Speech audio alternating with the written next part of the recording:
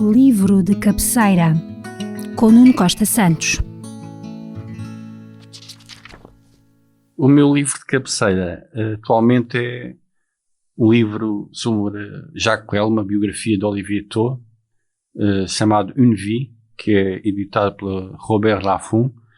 É um livro que foi escrito nos anos 80, mas tem tido sucessivas edições, porque é um livro excelente, talvez a biografia mais completa do artista Jacques Brel.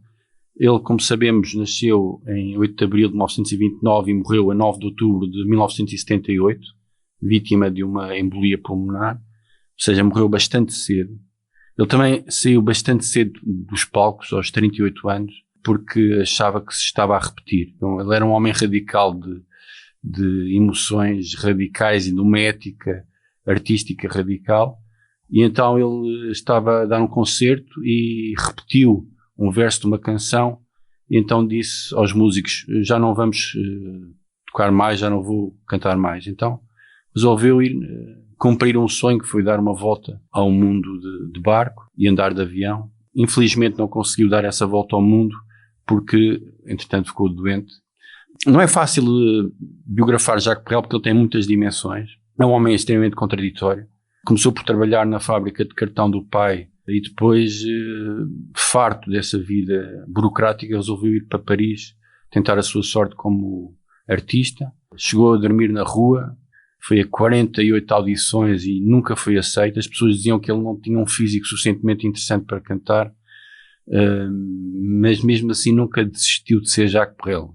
E este livro, de facto, faz esse percurso desde o início e depois, a partir do momento em que começou a afirmar-se com a música Quand on a que l'amour, depois uma série de sucessos que são conhecidos, como Les Bonbons, Les Vieux, Valse Hamilton, Ne me quitte pas, claro, talvez a música mais conhecida dele, que a Edith Piaf na altura disse que um homem não se podia expor desta maneira, e ele continua a cantá-la provocatoriamente. Ele era muito provocador. Mas o Olivier Thau fala desse crescimento, dessa relação que ele também tinha com as pessoas, provocatória. Ele era belga e vivia em França. A relação dele com as mulheres, que era uma relação sempre complicada. Ele tinha uma mulher que era, entre aspas, a mulher legítima, que vivia em Bruxelas, e depois teve uma série de namoradas ao longo da vida. E era contraditório. Ao mesmo tempo que criticava os burgueses, ele não deixava de ser um filho da burguesia de Bruxelas, não é? Vai retratando outras dimensões da vida dele, como a sua faceta de entrevistado provocador. Ele dizia coisas brutais como: o talento não existe, o talento é a vontade de fazer qualquer coisa, a paixão um dia desaparece, a ternura é imutável, não é a cólera o que põe nas canções, é a dor. E o Olivier Thau não gostou muito desse lado inicial quando o conheceu. Mas passado uma certa camada ele começou a entendê-lo melhor e tornou-se mais interessante.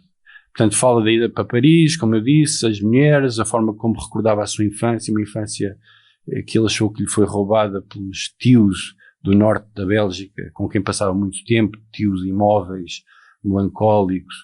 Ele dizia que tinham-lhe roubado o faroeste, que era assim que ele caracterizava a infância.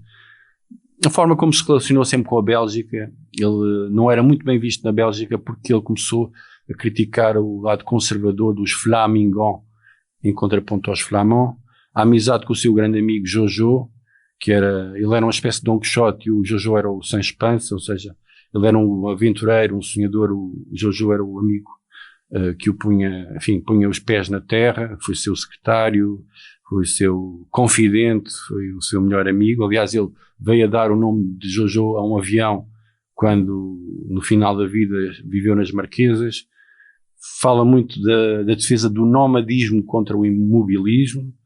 Fala do encontro com os seus amigos e comparsas musicais Gérard Joannest e François Robert, que é o autor das orquestrações. Da sua, como já disse, saída abrupta dos palcos. Ele também teve uma dimensão no cinema que é menos conhecida, e depois quis concretizar, como disse no início, os seus sonhos de viajar, de conhecer o mundo, e veio estabelecer-se nas Ilhas Marquesas, onde está sepultado ao lado do Gauguin. O biógrafo não fez uma biografia para agradar à família, que isto é o grande perigo das biografias. dá o homem contraditório, o homem que era capaz de ser muito generoso, mas muito egoísta ao mesmo tempo. E acho que isso é interessante, não dourou a pílula. Também fala aqui um aspecto interessante, na passagem de Jacques Brel pelos Açores, em 1974, pela Ilha do Faial, fala assim de passagem. Aliás, o Brel nomeia os Açores numa das canções, lá Catedral, uma das canções do último disco. Aconselho, quer dizer, este autor, este artista, eu falo em autor porque ele era letrista, ele era performer, depois realizador, ator.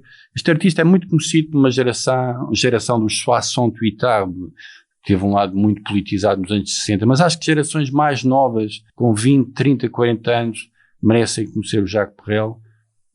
O David Bowie, por exemplo, tem uma grande versão de Amsterdã, o Dans le Port de Amsterdã, que é a música que encerra todos os dias o Café Peter. Todos os dias eles encerram com esta música por causa da passagem do Brel por lá.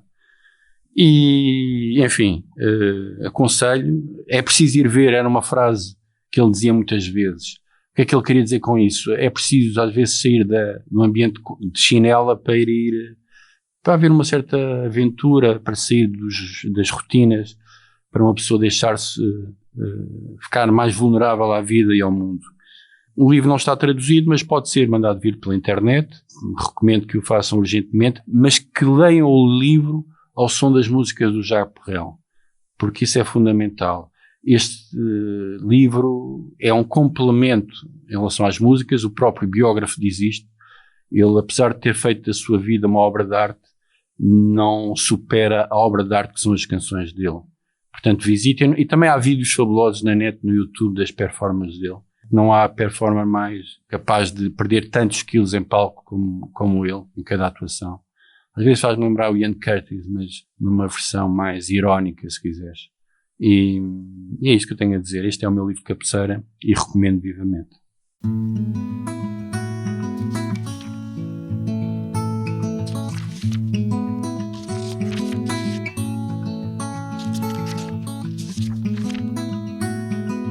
Este programa foi produzido pela Biblioteca Pública e Arquivo Regional Luís da Silva Ribeiro, em parceria com a Casa do Aço.